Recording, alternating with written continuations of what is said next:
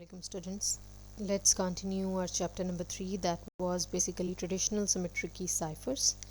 ठीक है, एक जो है रिवीजन लेते हैं, एक लुक लेते हैं हमारे पास कि हमने क्या अपने प्रीवियस लेक्चर में पढ़ा था, ठीक है, और उसको फिर कंटिन्यू कर। ठीक है, बेसिकली हमने बात की थी कि हमारे पास इस चैप्टर के ऑब्जेक्टिव्स क्या हैं, उस ऑब्जेक्टिव्स के अंदर हमने क्या क्या चीज़ें देखनी है, ठीक है।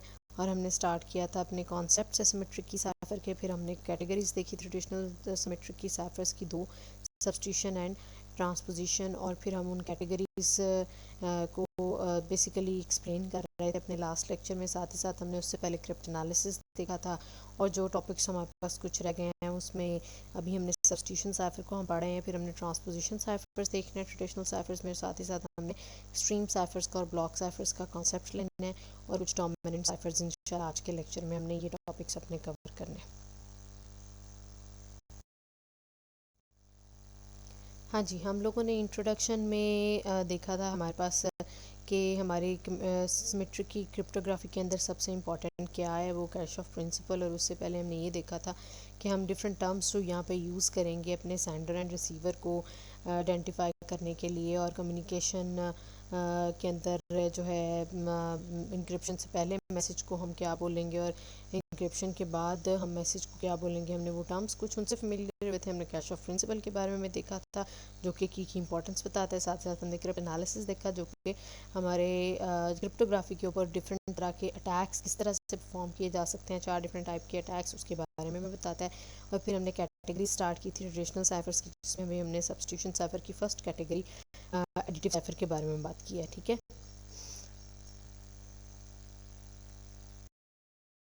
आइडिया लिया था सिमेट्रिक की साइफर का, जिसके अंदर की का एक्सचेंज, डाटा का एक्सचेंज, प्लेन से साइफर बनना, ठीक है, और सेम की का यूज़ होना, सिक्योर चैनल के थ्रू की का एक्सचेंज, इन सिक्योर चैनल के थ्रू आपके पास डाटा का एक्सचेंज है। हमने कुछ चैनल आइडिया लिया था इसमें। ये इसकी जो है फार्मूलाज के थ्रू, एल्गोरिदम के थ्रू प्लेन टेक्स्ट से साइफर में कन्वर्ट होना, यानी इंक्रिप्शन एंड डिक्रिप्शन को हमने यहाँ पे स्लाइड में शो करवाया था। ये हमारे पास लॉकिंग एंड अनलॉकिंग, किस तरह इंक्रिप्शन लॉक करता है मैसेज को, और डिक्रिप्शन किस तरह से मैसेज को अनलॉक करता है। और सेम की यूज़ होती है the main crux of the symmetric की साइफर के की जो है सेंडर एंड रिसीवर दोनों ने लॉक एंड अनलॉक के लिए सेम यूज़ करनी है। कैश ऑफ प्रिंसिपल जो कि की इंपॉर्टेंस बताता है, 4 तरह के अटैक्स के बारे में बताता है, हर एक के बारे में हमने।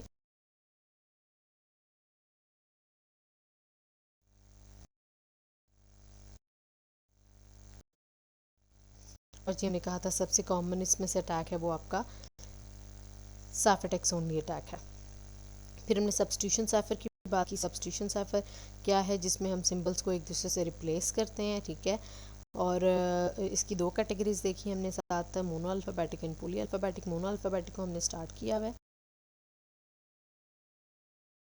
हमने जो है कुछ को पढ़ने से पहले हमने इसके अंदर, मैंने आपको लास्ट लेक्चर में चैप्टर 2 के कुछ टॉपिक्स जो कि असाइनमेंट में भी मैंने आपको असाइन किए थे, और फिर इस लास्ट लेक्चर के अंदर भी मैंने इंक्लूड किए थे, जो कि आपके पास कॉन्ग्रेंस और सेट ऑफ रेजिड्यूज़, और उसके अंदर हमने कवर किया था एडिटिव एंड मल्टीप्लिकेटिव साइफर को, क्योंकि उसका कॉन्सेप्ट हम यहाँ पे हमारे ट्रेडिशनल ट्रेडिशनल सिमेट्रिक की साइफर के मोनो अल्फ़ाबेटिक साइफर, सब्स्टिट्यूशन के मोनो अल्फ़ाबेटिक साइफर में हम देखने वाले थे। तो हमने एडिटिव साइफर का कॉन्सेप्ट लिया था। एडिटिव साइफर जिसमें हम जो है प्लेन टेक्स्ट की वैल्यू के अंदर की को ऐड करके उससे साइफर बनाते हैं इंक्रिप्शन के लिए, और साइफर में से हम साइफर टेक्स्ट में से हम की को माइनस करके प्लेन टेक्स्ट बनाते हैं डिक्रिप्शन के एल्गोरिदम में, ठीक है। और इसके लिए जो हम की और प्लेन से टेक्स्ट और साइफर टेक्स्ट जिस सेट में से लेते हैं, उस सेट का नाम हमने कहा था जी, उस सेट का नाम है हमारे पास Z26 इसलिए क्योंकि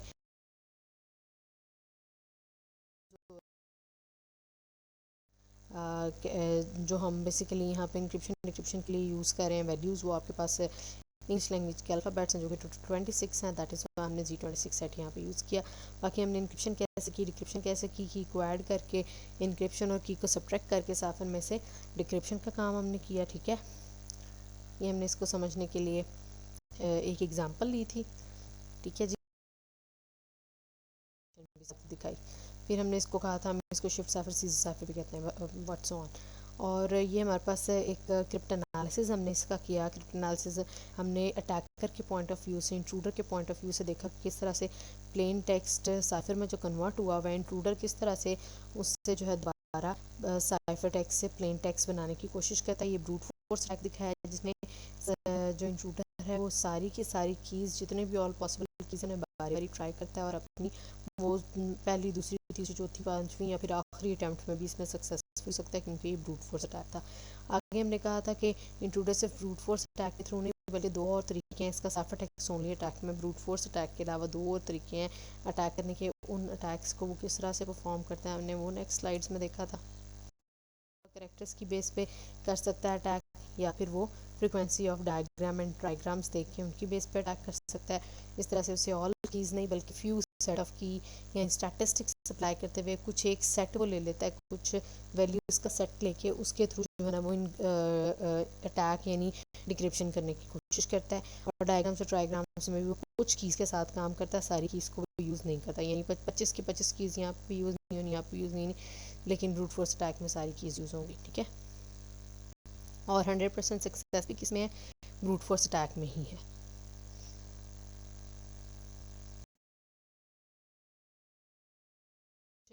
जो है ना एक स्टैटिस्टिकल अटैक दिखाया गया है कि प्लेन टेक्स्ट के ऊपर स्टैटिस्टिकल अटैक किस तरह से इंट्रूडर कर सकता है। ये देखें जी, आपके सामने एक एग्जांपल है जिसके अंदर साइफर टेक्स्ट है। अब अगर आप इस साइफर टेक्स्ट को पढ़ते हैं तो आप इसको समझ पाएंगे नहीं, तो क्या कोई इंटरसेप्टर, कोई इंट्रूडर, कोई अटैकर इसे समझ पाएगा? नहीं, वो नहीं समझ पाएगा। तो इसको समझे कैसे? इसको बेसिकली समझने के लिए इसको डिक्रिप्ट करना पड़ेगा। इसको डिक्रिप्ट कौन कर सकता है? या तो रिसीवर कर सकता है, या फिर इंट्रूडर। इंट्रूडर किस तरह से करेगा? अटैक करके साइफर टेक्स्ट ओनली अटैक में, या तो वो ब्रूट फोर्स अटैक लगाता है, या फिर यहाँ पर वो कौन सा अटैक लगाने लगा? Statistical attack. स्टैटिस्टिकल अटैक में देखें जी, ईव यानी कि आपके पास जो इंट्रूडर है उसने क्या किया, उसने फ्रीक्वेंसी ऑफ लैटिस टैबलेट की। उसने देखा कि आई जो है वो 14 टाइम्स आ रहा है, वी 13 टाइम्स और S 12 times and so on. उसने बाकी सारे लैटिस को देखा, उससे सबसे ज़्यादा मिलने वाला, सबसे ज़्यादा नज़र आने वाला लेटर कौन सा आया? आई। तो उसने गेस किया कि हो सकता है आई जो है वो ई हो। ये देखें जी, आई थर्ड पे आ रहा है, एक्सएल आई, तो उसने यहाँ पे आई को ई से सब्सिट्यूट किया। फिर उसके आगे आई जाके यहाँ पे डब्ल्यू के बाद आ रहा है, उसने यहाँ पे ये देखें जी डब्ल्यू के बाद आई की जगह ई रखा। उसने पूरे मैसेज में आई आई जहाँ जहाँ जहाँ पे उसे आई मिला उसने ई रखता गया। अब उसने ये देखा कि जो है आई से ई कैसे बनता है। अगर आप आई की वैल्यू में से 4 माइनस करेंगे, ठीक है, अगर आप आई की वैल्यू में से 4 माइनस करके देखें तो 4 माइनस करने के बाद उसका मॉड 26 के साथ अगर आप लेते हैं तो आपके पास क्या आता है? ई, यानी कि आपके पास वैल्यू जो है ई की आ जाएगी। वैल्यू की ई की वैल्यू क्या होती है? अगर ए 0 पे है, बी 1 पे है, सी जो है वो 2 पे है, डी 3 पे और ई 4 पे है, तो बेसिकली वो क्या करता है जो है, अगर उससे आंसर 4 मिलता है यहाँ से, यानी वो क्या करता है, आई की वैल्यू ली उसने, आई में से 4 माइनस किया, 4 माइनस करके मॉड 26 किया तो उसके पास ई आ गया। यानी उसने ये देखना है आई से कितना पीछे जाए कि ई आ जाए। सिंपल इज़ दैट, आई से कितना पीछे जाए कि ई आ जाए। यानी कि ई के बाद एफ, जी, एच और आई, ठीक है, 4 लोकेशन उससे दूर आना।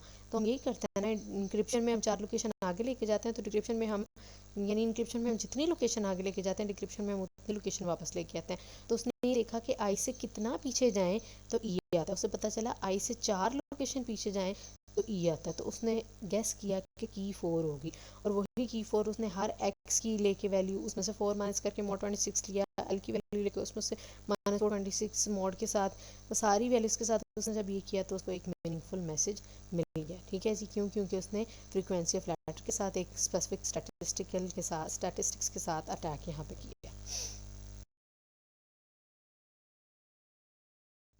प्लेन टेक्स्ट से साइफर टेक्स्ट बनाने के लिए एलिस क्या करता है? एलिस प्लेन टेक्स्ट को मल्टीप्लाई करता है किसी एक की के साथ, ठीक है, और रिजल्टेंट आंसर का मॉड लिया जाता है 26 के साथ, ठीक है। और डिक्रिप्शन के लिए बॉब क्या करता है? उसी साइफर टेक्स्ट को मल्टीप्लाई करता है की के इन्वर्स के साथ और उससे प्लेन गेट करता है। यहाँ पे फॉर्मूला में कुछ प्रॉब्लम है। फॉर्मूला में प्रॉब्लम ये है कि पी की जगह सी और सी की जगह पी आएगा, ठीक है। P as an input, C as an input आता है और सी को मल्टीप्लाई किया जाता है के इन्वर्स से, के इन्वर्स से, और रिजल्टेंट हमारे पास प्लेन टेक्स्ट बनता है। ठीक है जी, बिल्कुल वैसे ही जैसे एडिटिव साइफर में की को ऐड किया जाता था डिक्रिप्शन के लिए, और डिक्रिप्शन के लिए उसका एडिटिव इन्वर्स यानी कि माइनस किया जाता था, की को एडिटिव इन्वर्स अप्लाई किया जाता था। ठीक है, मल्टीप्लिकेटिव साइफर में भी अगर इंक्रिप्शन के लिए के को मल्टीप्लाई किया जा रहा है तो डिक्रिप्शन के लिए के इन्वर्स को मल्टीप्लाई किया जाएगा। एडिटिव साइफर में हमने की को इंक्रिप्शन के लिए ऐड किया था, तो डिक्रिप्शन के लिए उसी की का हमने एडिटिव इन्वर्स लगाया था। मल्टीप्लिकेटिव साइफर में भी हम अगर के लगाते हैं एज अ की फॉर इंक्रिप्शन, तो डिक्रिप्शन के लिए हम उसका ऑपोजिट यानी उसका इन्वर्स जो है ना साइफर के साथ लगाएंगे और हमारे पास साइफर के साथ मल्टीप्लाई करेंगे और हमारे पास प्लेन टेक्स्ट गेट होगा। अगेन हमने याद रखना है कि मल्टीप्लिकेटिव साइफर में भी प्लेन साइफर Z26 के पार्ट हैं, लेकिन की जो है ना वो एक इंटीजर है जो कि Z26 स्टैरिक का पार्ट है। अब Z26 स्टैरिक क्या है? Z26 asterisk is a subset of Z26, Z26 के सेट का एक सबसेट है। ठीक है, एडिटिव साइफर में हमारे पास प्लेन साइफर और की तीनों Z26 का पार्ट थे, लेकिन मल्टीप्लिकेटिव साइफर में प्लेन और साइफर टेक्स्ट जो है वो Z26 का पार्ट है, लेकिन की Z26 स्टैरिक का पार्ट है। अब ये किस तरह से काम करेगा इसको एग्जांपल के साथ हम देखते हैं।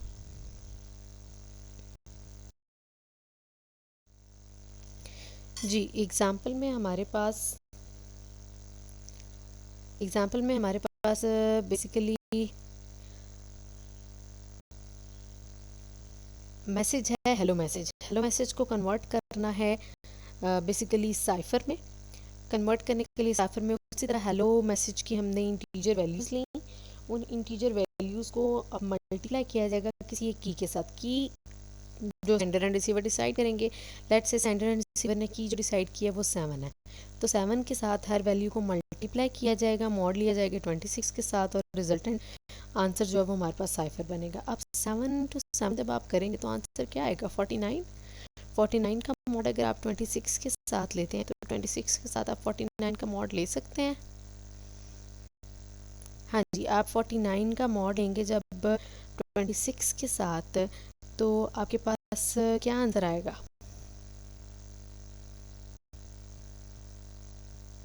26 1 26 अगर हम करते हैं तो रिजल्टेंट आपके पास 49 माइनस 26 अगर आप करते हो, 49 माइनस 26 आपके पास 23 बनेगा।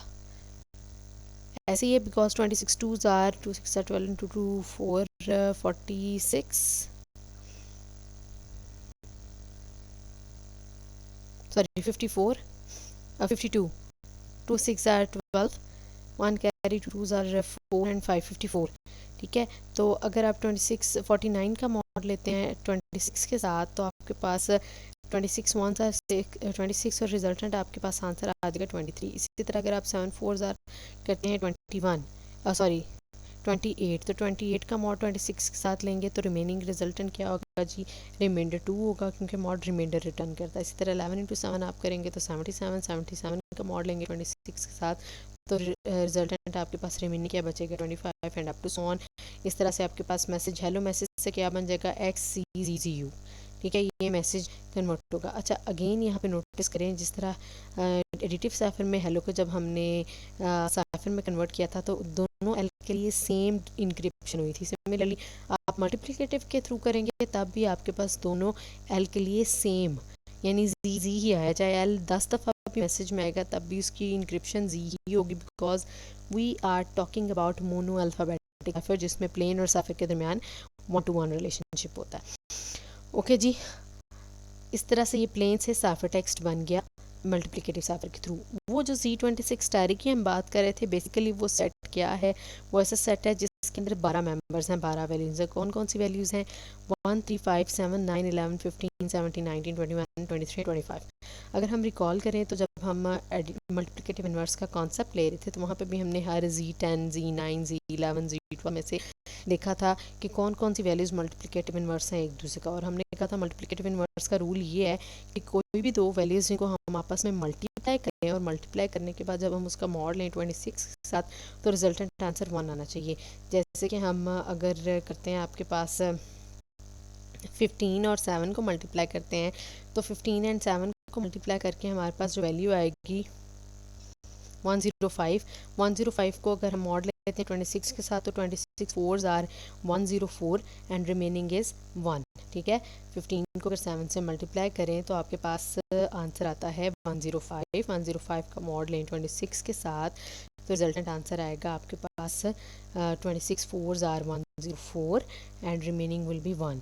सो 15 और 7 फिर इसका मतलब है इस सेट में एक दूसरे का मल्टीप्लिकेटिव इनवर्स है। इसी तरह अगर हम 1 का मल्टीप्लिकेटिव इनवर्स देखें तो 1 का मल्टीप्लिकेटिव इनवर्स 1 इटसेल्फ है। अगर हम 3 का मल्टीप्लिकेटिव इनवर्स देखें तो 9 बनता है, 9 3 ज़ा 27, 27 mod 26 is equal to 1 up to so on. यहाँ पे हर एक नंबर जो है किसी दूसरे नंबर के साथ पेयर में है, यानी मल्टीप्लिकेटिव इनवर्स का कहने का मतलब है कि अगर हमने यहाँ पे 7 को एज अ की यूज़ किया इंक्रिप्शन के लिए तो डिक्रिप्शन के लिए फिर किसको यूज़ किया जाएगा 15 को। अगर हम इंक्रिप्शन के लिए 9 यूज़ करते तो डिक्रिप्शन के लिए 3 यूज़ किया जाता। ठीक हो गया। अच्छा, अगेन इस सेट पे ज़रा एक नज़र डालें। अगर हम 1 को एज अ की यूज़ करते हैं, 1 का मल्टीप्लिकेटिव इनवर्स भी क्या है 1, यानी अगर इंक्रिप्शन के लिए 1 यूज़ होगा तो डिक्रिप्शन के लिए भी 1। लेकिन अगर आप 1 को किसी भी नंबर से मल्टीप्लाई करेंगे वही वैल्यू एज इट इज़ नहीं आ जाएगी। तो इट मीन्स इस Z26 डायरेक्ट में से हम 12 से 11 वैल्यूज़ को एज अ की यूज़ कर सकते हैं। जैसे कि Z26 में से हम 26 में से 25 वैल्यूज़ को यूज़ कर सकते थे एज अ की। इसी तरह यहाँ पर भी हम 12 में से 11 वैल्यूज़ को एज अ की यूज़ कर सकते हैं, क्योंकि 1 का कोई फ़ायदा नहीं की के तौर पर यूज़ करने का। ठीक है, ये मल्टीप्लिकेटिव साइफर है कि वो किस तरह से काम करता है और ये इसकी की डोमेन इसकी क्या बनती है। ये क्वेश्चन हमसे सबसे ऊपर राइज के what is the key domain for any multiplicative cipher.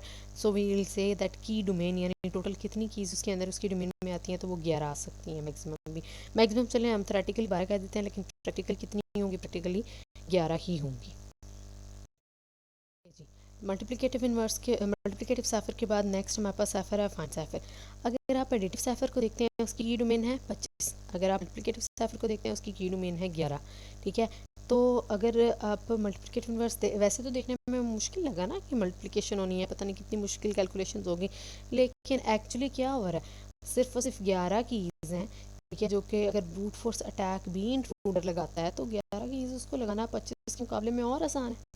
मतलब मल्टीप्लिकेटिव साइफर एडिटिव साइफर तो किसी तरह भी स्ट्रॉन्ग नहीं है। ठीक है, और अगर एडिटिव साइफर की बात करें तो वो भी स्ट्रॉन्ग नहीं है। तो फिर मोनो अल्फाबेटिक साइफर की एक थर्ड कैटेगरी भी डिफाइन की गई जिसे अफाइन साइफर का नाम दिया जाता है। अफाइन cipher is basically combination of additive cipher and multiplicative cipher. ठीक है, ये क्या करता है, एडिटिव साइफर और मल्टीप्लिकेटिव साइफर दोनों को ही अप्लाई करता है किसके ऊपर, डाटा के ऊपर। किस तरह से, ये इसने प्लेन टेक्स्ट लिया P, सबसे पहले प्लेन टेक्स्ट के साथ एक K1 को मल्टीप्लाई किया और उसका मॉड लिया 26 के साथ, और फिर रिजल्टेंट टेक्स्ट क्या बना, कोई भी इंटरमीडिएट टेक्स्ट टी बना, साइफर नहीं बना अभी। उस इंटरमीडिएट टेक्स्ट टी के साथ की को ऐड करेगा। की कौन सी, कोई भी K2, यानी एक K1 यूज़ हो रही है मल्टीप्लिकेटिव साइफर के काम के लिए और दूसरी K2 यूज़ हो रही है किसके लिए, एडिटिव साइफर के काम के लिए, यानी एडिटिव साइफर को अप्लाई करने के लिए। दो केसेस ने यहाँ पे यूज़ करनी है, यानी कि पेयर यूज़ करना है K1 K2। K1 को यूज़ करेगा मल्टीप्लिकेटिव साइफर की इंक्रिप्शन और डिक्रिप्शन के लिए, और K2 को यूज़ करेगा एडिटिव साइफर की इंक्रिप्शन और डिक्रिप्शन के लिए। सबसे बड़े मैसेज के साथ K1 को मल्टीप्लाई करके मॉड 26 लिया, जो रिजल्टेंट आंसर आया उसमें K2 ऐड किया और मॉड 26 लिया, और रिजल्टेंट जो भी साइफर बनेगा उस साइफर को पास कर दिया जाएगा रिसीवर के पास डिक्रिप्शन के लिए। अब रिसीवर क्या करेगा, रिसीवर भी क्या पहले मल्टीप्लिकेटिव और फिर एडिटिव साइफर अप्लाई करेगा, नहीं, बल्कि अगर आप देखें तो इस मैसेज के ऊपर पहला कवर हमने लगाया, इन कवर हमने लगाया, यानी इनर हमने उसको लॉक किया K1 से, यानी मल्टीप्लिकेटिव साइफर। फिर हमने उस लॉक किए हुए मैसेज को एक और उसके ऊपर ताला लगाया है, और वो दूसरा ताला हमने K2 यानी एडिटिव साइफर से लगाया है। K2 की मदद से, K2 और एडिटिव साइफर की मदद से लगाया है। तो पहले हम बाहर वाला लॉक खोलेंगे। बाहर वाला लॉक कौन सा है, K2 यानी एडिटिव साइफर। तो बाहर वाला लॉक खोलने के लिए पहले साइफर में से K2 माइनस किया जाएगा, रिजल्टेंट टेक्स्ट बनेगा वो इंटरमीडिएट टेक्स्ट होगा, उसको फिर पास किया जाएगा मल्टीप्लिकेटिव साइफर को, मल्टीप्लिकेटिव साइफर के डिक्रिप्शन को, जो कि K1 का इन्वर्स लगाएगा, और हमारे पास जो है रिजल्टेंट प्लेन टेक्स्ट आ जाएगा। अगर हम यहाँ पे देखें तो चलें जी, इसका फॉर्मूला कुछ इस तरह से C B into K1 plus mod 26 and decryption के लिए C minus K2 into K1 inverse mod 26। अगर आप इसकी की डोमेन देखें तो अब इसकी की डोमेन कितनी हो जाएगी, 25 मल्टीप्लाइड बाय 11। पहले से 25 थी और फिर सिर्फ 11 थी एडिटिव और मल्टीप्लिकेटिव की, लेकिन इसकी अगर हम टोटल देखें तो 11 मल्टीप्लाइड बाई 25 टोटल इसकी की डोमेन यानी उन दोनों से तो ज़्यादा आ गई है, ठीक है। और यहाँ पे वो कह रहे हैं कि इनवर्स मल्टीप्लिकेटिव इनवर्स है K1 का और माइनस K2 एडिटिव इनवर्स है K2 का, ठीक हो गया। तो ये एडिटिव एंड मल्टीप्लिकेटिव साइफर से कुछ स्ट्रॉन्ग साइफर है मोनो अल्फाबेटिक साइफर का, बट स्टिल हम ट्रेडिशनल साइफर्स की बात करें that are not as much strong, just we are taking the general idea of ciphers. Example हमारे सामने दी गई है अफाइन साइफर की, जिसके अंदर जो है पहली की K1 Z26 डायरेक्ट से ली जाएगी, दूसरी Z26 से ली जाएगी और साइज ऑफ की डोमेन अब यहाँ पे हमारे पास 26 × 12 again practically theoretically 26 × 12 but practically I told you 25 × 11, बहरहाल theoretically हम इसे 26 × 12 ही बोलेंगे। अच्छा, अफाइन साइफर को यूज़ करते हुए हेलो मैसेज को इनक्रिप्ट करने के लिए की पेयर बना लीजिए 702 यानी K1 मल्टीप्लिकेट वाली और 2 यानी कि K2 एडिटिव साइफर वाली। 7 हेलो को जो है ना हमने मैसेज की वो इंटीजर वैल्यूज लिखी और फिर हमने उसको पहले मल्टीप्लाई किया 7 के साथ और उसमें ऐड किया 2 के साथ 2 और मॉडल किया 26 के साथ, ये हमारे पास साइफर बना। अब इसको जब हम डिक्रिप्ट करेंगे तो डिक्रिप्ट करते हुए हम 25 के साथ पहले 25 में से पहले -2 करेंगे और फिर उसको मल्टीप्लाई करेंगे 7 के साथ और मॉडल लेंगे 26 के साथ, हमें दोबारा क्या रिकवर हो जाएगा 7 यानी कि एज। ये इसकी डिस्क्रिप्शन है, देखें जी। पहले हम साइफर में से K2 माइनस करेंगे और फिर हम K1 का इन्वर्स जो है मल्टीप्लाई करेंगे, यानी 7 की जगह यहाँ पे क्या यूज़ होगा 15 यूज़ होगा। अच्छा, द एडिटिव साइफर है, यहाँ पे वो हमें एक और क्या चीज़ बता रहा है, वो हमें ये चीज़ बता रहा है कि एडिटिव साइफर एक स्पेशल केस है फाइन साइफर का। Additive cipher is a special case of an affine cipher in which K1 is equal to 1 and the multiplicative cipher is a special case of a fine cipher in which K2 is equal to 0। यानी कि हम कहते हैं fine cipher को हम तब additive cipher कह देंगे जब K1 1 यूज़ कर रहे हैं, क्योंकि अगर हम K1 1 यानी मल्टीप्लिकेटिव साइफर वाली की K1 जो अगर 1 यूज़ करते हैं तो वो मैसेज के अंदर कोई चेंज नहीं लाएगा, मल्टीप्लिकेशन सारा चेंज एडिशन से आएगा। सिमिलरली अगर हम K2 0 रख लेते हैं तो 0 अगर किसी वैल्यू के अंदर ऐड करेंगे उसके अंदर कोई चेंज नहीं आएगा, तो फिर जो भी चेंज आएगा वो मल्टीप्लिकेटिव साइफर की वजह से आएगा। सो हम फाइन साइफर को एडिटिव साइफर तब बोल देंगे जब K1 1 होगा और हम फाइन साइफर को मल्टीप्लिकेटिव साइफर तब बोल देंगे जब हम K2 0 ले लेंगे। ठीक हो गया जी।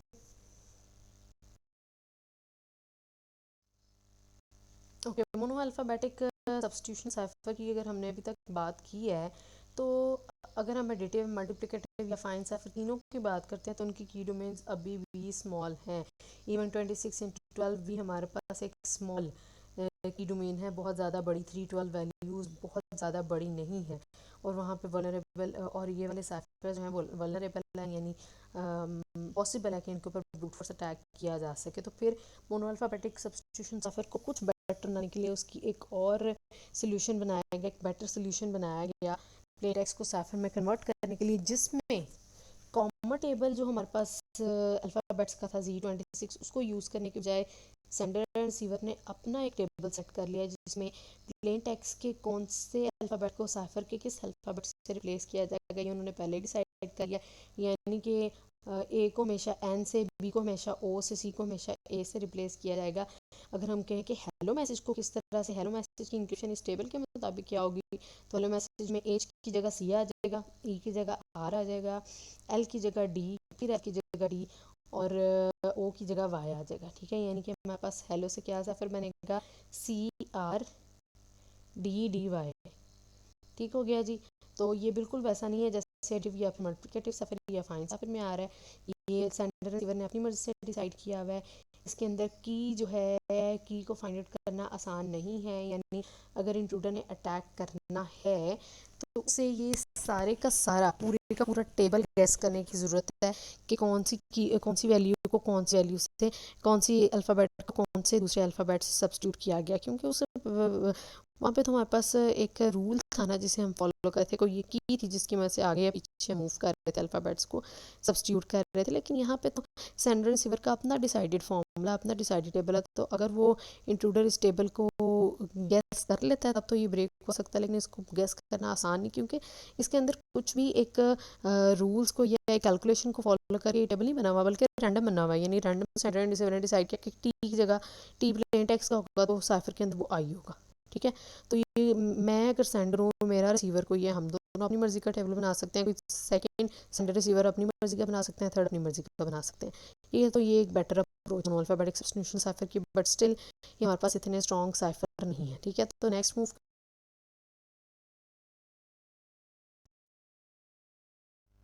कैरेक्टर के साथ।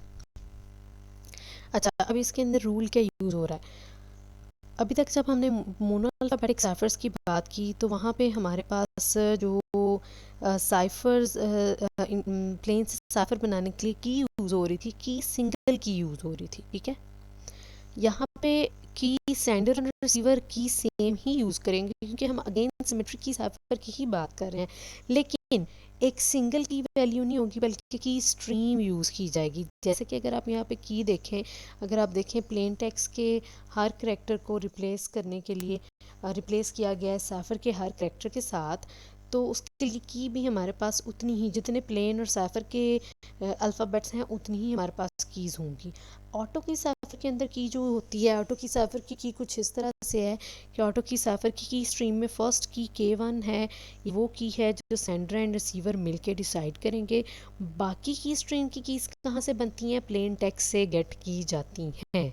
ठीक है, और इसके हर करेक्टर को वन बाय वन कैसे इनक्रिप्ट किया जाएगा, हर CI के अंदर PI प्लस KI किया जाता है, और मॉड 26 फर्स्ट टाइम P1 है तो उसके लिए K1 होगा, P2 के लिए P1 की होगा, P2 के लिए अगर I2 है तो P2 के लिए नेक्स्ट की P1 होगी, P3 के लिए KI क्या होगा, K3 यानी P2।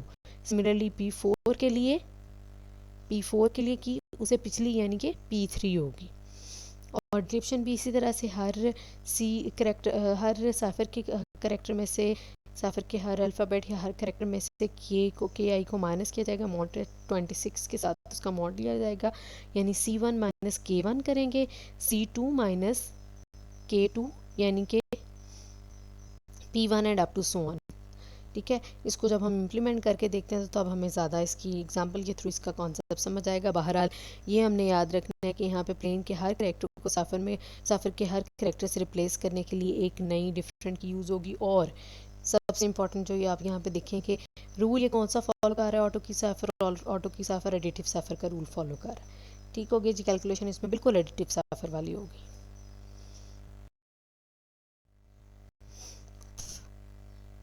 अगर हम डिक्रिप्शन की बात करें ऑटो की साइफर का, तो डिक्रिप्शन किस तरह से होगी, डिक्रिप्शन के लिए की क्या यूज़ होगी, इसी को अगर हम ऑपोजिट लेके चलते जाएं, साइफर टेक्स्ट लिया जाएगा, साइफर टेक्स्ट से सी वैल्यूज़ बनाई जाएंगी और की सेम यही यूज़ होगी। यानी पहली की जो है आपके पास यूज़ होगी की स्ट्रीम में से 12, दूसरी की क्या यूज़ होगी, दूसरी बेसिकली की आपके पास जो आप पहला प्लेन टेक्स्ट बनाएंगे, यानी इस तरह से चलेंगे ना, सी की हमने पहली वैल्यू ली, सी की वैल्यू ली हमने 12। ठीक है, अब उसे हमने P बनाना है, 12 में से K1 C1 में से तो हमने क्या माइनस करना है, K1 ही माइनस करना है, K1 माइनस किया, आंसर है 0। ठीक हो गया जी।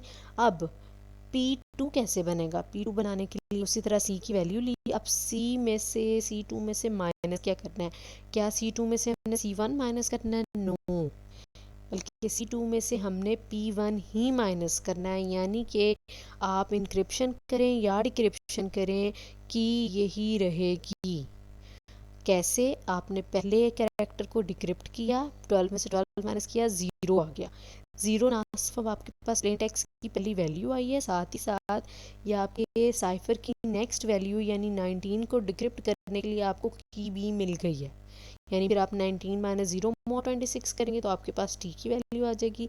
अब m को डिक्रिप्ट करने के लिए m की वैल्यू 12 में से माइनस क्या करेंगे, तो अभी आपके पास प्लेन टेक्स्ट t आया उसे माइनस करेंगे।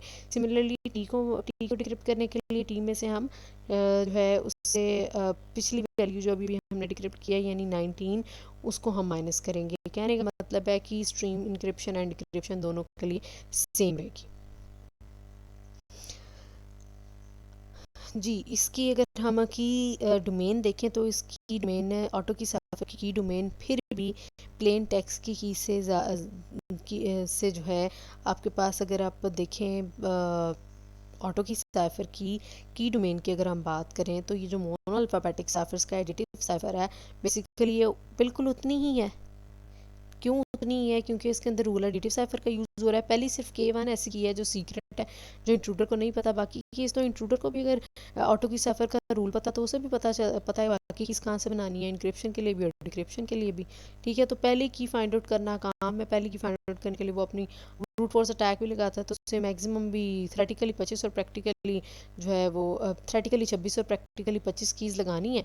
और उसको पता चल जाना है कि क्या इसकी जो है सीक्रेट की K1 क्या है। एक डिक्रिप्ट हो गया तो बाकी सारे तो उसी जो डिक्रिप्टेड वैल्यू है उसी को की बना के तो डिक्रिप्ट हो रहे हैं।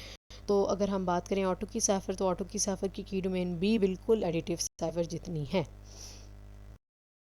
फिर इसका नेक्स्ट हम देखते हैं play fair cipher. Play fair cipher नाम से पता चल रहा है कुछ प्ले यानी कुछ गेम जैसा है। तो ये साइफर ऐसा ही है जैसे गेम कार्ड गेम जो है ना आपके पास गेम कार्ड की तरह का जो है ना एक कार्ड बना होता है जिसकी बेस पे इंक्रिप्शन या डिक्रिप्शन की जाती है। अच्छा, अब ये कार्ड जो है 2D एरे है। 2D array matrix of size 25 size की बनी हुई है। इसके हर सेल में जो है ना एक एक वैल्यू एक एक अल्फ़ाबेट है, लेकिन इसका एक सेल ऐसा है जिसमें 2 अल्फ़ाबेट्स हैं। ठीक है, क्योंकि बेसिकली इसके अंदर हमारे पास जो हमारी इंग्लिश लैंग्वेज के अल्फ़ाबेट्स 26 अल्फ़ाबेट्स हैं उनको फिट किया गया है।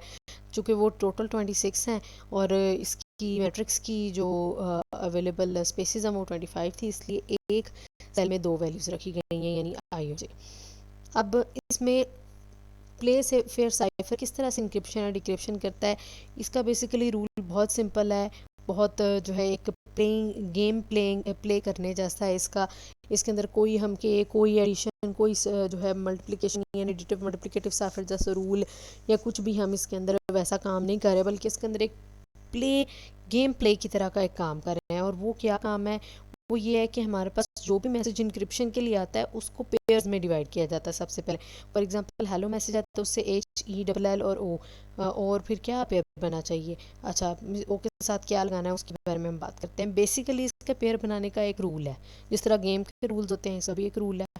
क्या रूल है, वो ये कि जो भी आप अल्फ़ाबेट्स के पेयर्स बनाओगे उन पेयर्स में किसी भी एक पेयर में 2 अल्फ़ाबेट सेम नहीं आने चाहिए। जैसे कि अगर आप यहाँ से देखें HE पहला पेयर ओके 2 अल्फ़ाबेट सेम नहीं है, लेकिन LL का अगर आप पेयर बनाते हैं तो उसमें 2 अल्फ़ाबेट सेम हैं, इसलिए पहला पेयर तो HE का बन जाएगा। अगला पेयर हमने LX का बनाया। अब X क्या है, X यहाँ पे कोई मीनिंगफुल लेटर नहीं है, बल्कि समझ लें एक बोगस करेक्टर है, एक्स्ट्रा करेक्टर है जो हमने अपना पेयर कंप्लीट करने के लिए यहाँ पे ऐड किया है। सिमिलरली आगे हमारे पास अगला पेयर क्या बन जाएगा, L और O, क्योंकि हमने डबल L को इकट्ठा नहीं करना था।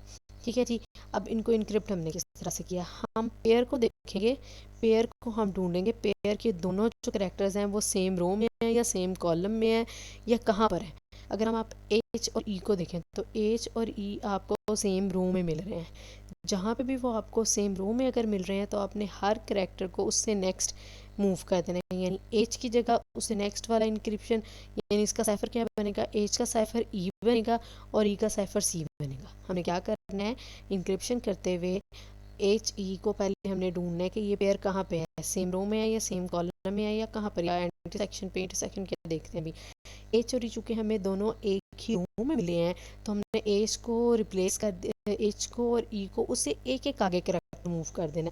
H को हमने E से रिप्लेस कर देना और E को हमने C से सब्स्टिट्यूट कर देना। ठीक है जी, H की सब्स्टिट्यूशन E और E की सब्स्टिट्यूशन आपके पास C हो जाएगी, यानी E से इंक्रिप्शन होगी।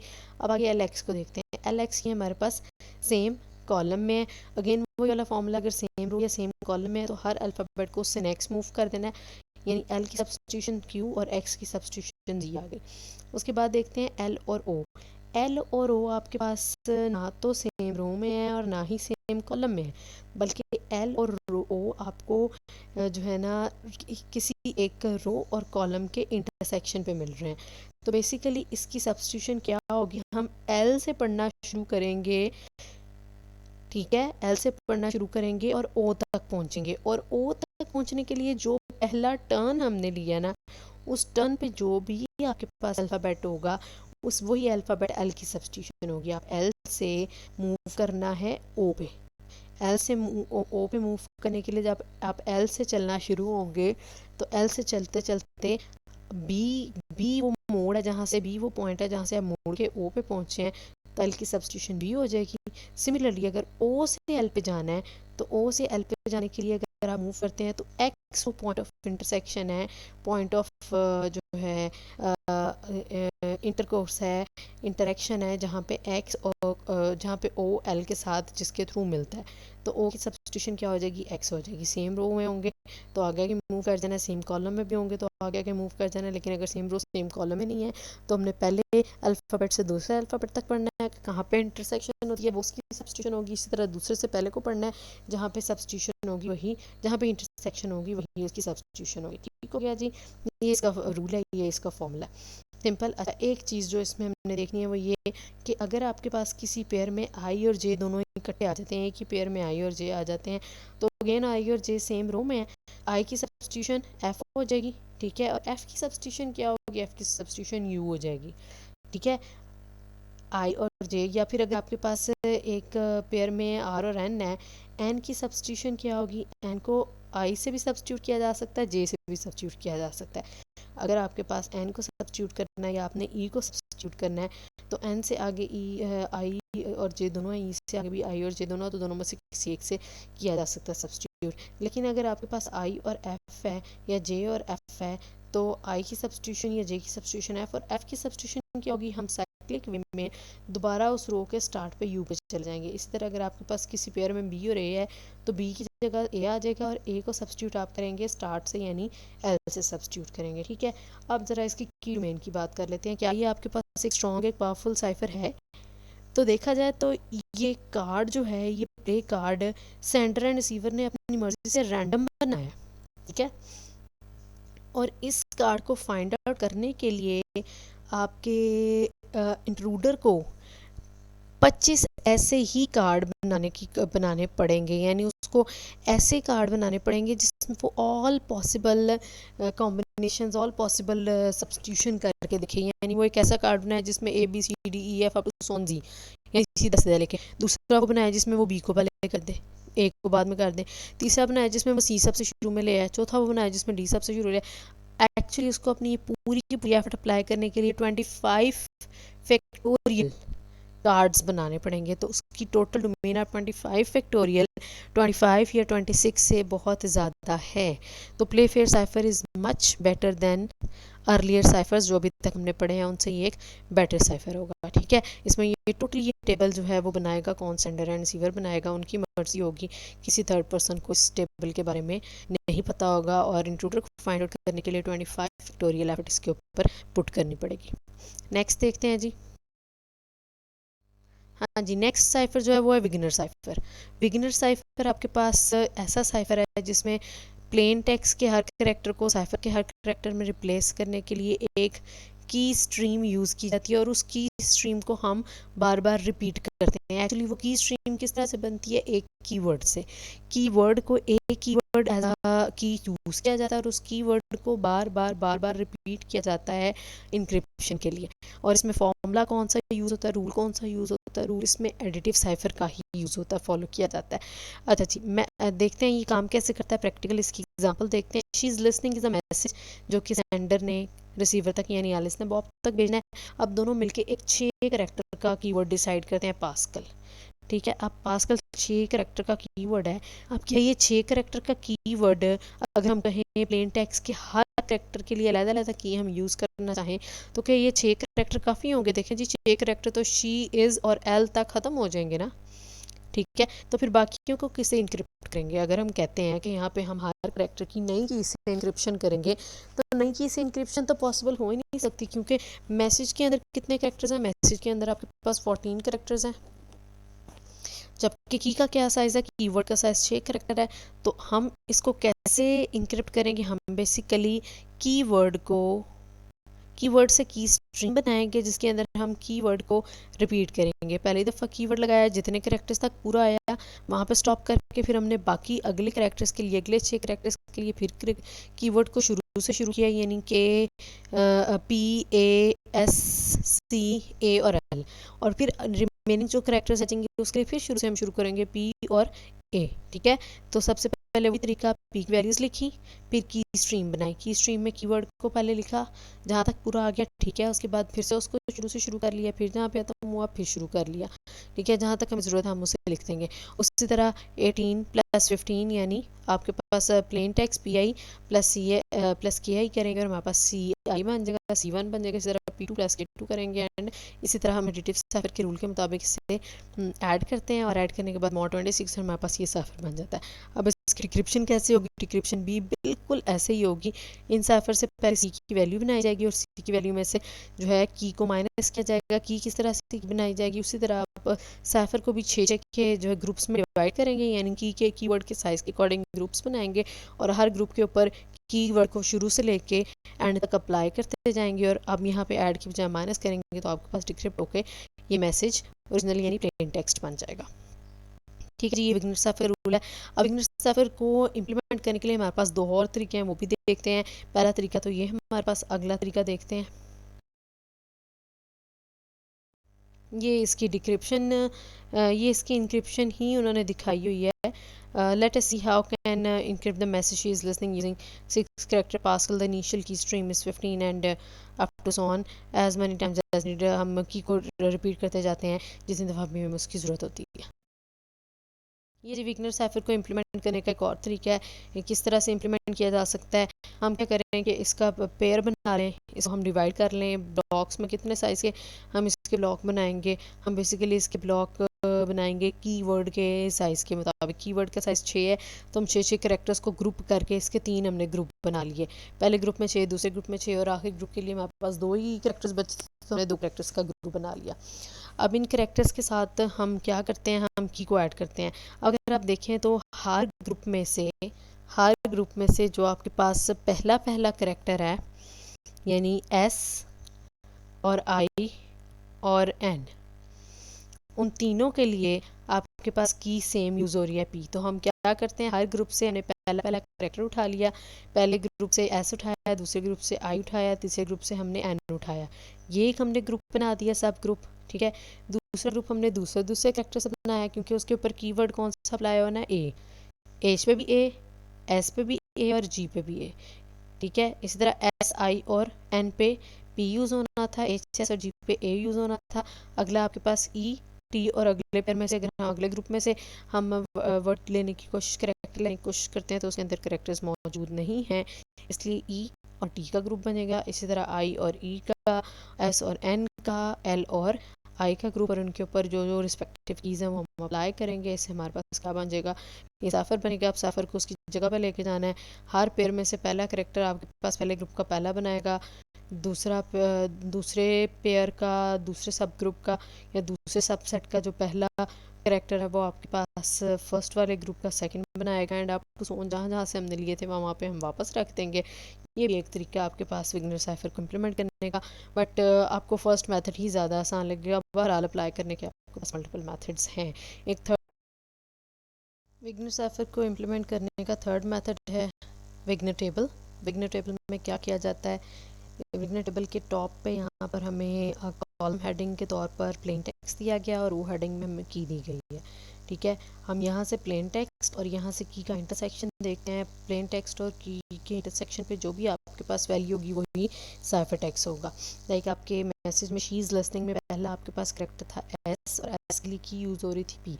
तो आप एस से चलते हैं, कहाँ पे आपने जाना है, एस और पी के इंटरसेक्शन पे देखना है क्या आता है।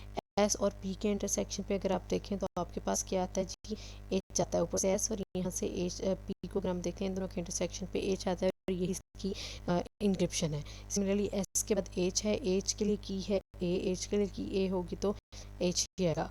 उसके बाद ई है, ई को आप की एस के साथ अप्लाई करते हैं, ठीक है। ई के ऊपर की एस अप्लाई करेंगे तो ई के साथ आप एस तक जाएँ तो एस के साथ आपके पास यहाँ पे उसकी इंक्रिप्शन आती है जी, ई की इंक्रिप्शन एस के साथ बनती है डब्ल्यू, ठीक है। Up to so on. इस तरह से यहाँ से हम प्लेन टेक्स्ट और यहाँ से की लेके उनके इंटरसेक्शन पे साइफर निकालेंगे। बट ये विग्नेट का टेबल जो है सिर्फ यूज़ हो रहा है उसके लिए, इंक्रिप्शन के लिए, डिक्रिप्शन के लिए इसके ही ऑपोजिट, इसका ही ऑपोजिट कोई टेबल यूज़ करता है सेंडर एंड रिसीवर, ठीक है जी। अच्छा, we can say that the additive cipher is a special case of Vigenere cipher in which m is equal to 1। Again वो कह रहा है कि अगर जो है आप मैसेज जो है आपके पास 1 है तो 1 वाले मैसेज के ऊपर m जो अगर आपके पास 1 है तो वो आपके पास एडिटिव साइफर का एक स्पेशल केस बनता है, जिसके अंदर आप जो है सारी की सारी वैल्यूज़ के ऊपर अगर एडिटिव साइफर का रूल अप्लाई करते हैं, यानी उसके अंदर कोई वैल्यू ऐड करते हैं तो उसके ऊपर कोई चेंज अगर नहीं आता, यानी आपके मैसेज के अंदर आप ऐसी की ऐड करते हो जिससे मैसेज के अंदर कोई चेंज नहीं आता, तो वो आपके पास विगनर साइफर फिर वो क्या बन जाता है, वो एक एडिटिव साइफर के तौर पर काम करने लग जाता है।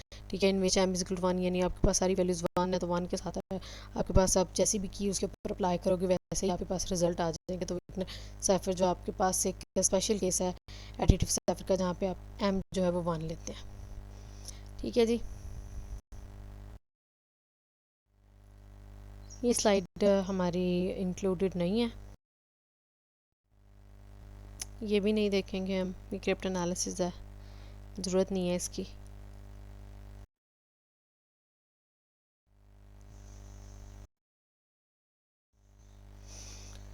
ओके जी, नेक्स्ट साइफर हमारे पास हिल साइफर है, इसे हम अपने नेक्स्ट लेक्चर में इंशाल्लाह कंटिन्यू करेंगे। अभी के लिए हमने मोनो अल्फ़ाबेटिक साइफर्स को कंप्लीट किया और पॉली अल्फ़ाबेटिक साइफर्स में हमने ऑटो की साइफर और प्ले फेयर साइफर और हिल बेसिकली विगनर साइफर की बात की।